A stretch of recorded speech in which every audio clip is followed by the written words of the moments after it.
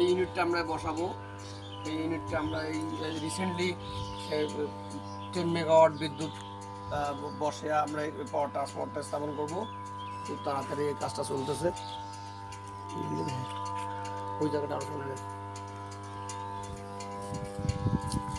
আমরা এই সব দেখবো, করবো।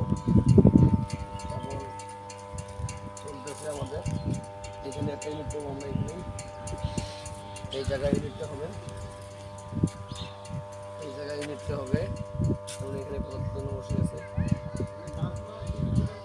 আচ্ছা, আপনাদের বর্তমানে সাবস্টেশনের ক্যাপাসিটি কত আছে? বর্তমান 10/14 তো, আবার আমরা 20/14 করবো আর কি, 20/24 করবো আর কি। এটা বাড়ানোর মূল কারণটা কি? মূল কারণ আমাদের হলো 11টা ফিডারের মধ্যে ওভারলোড হয়ে গেছে, আর আমরা এটা আপডেট করতেছি, কারণ আমাদের এখন গ্রাহক সেবার স্বার্থে বিদ্যুৎ 24 ঘন্টা নিশ্চিত করার জন্য আমরা এই কাজটা চলমান রাখতেছি।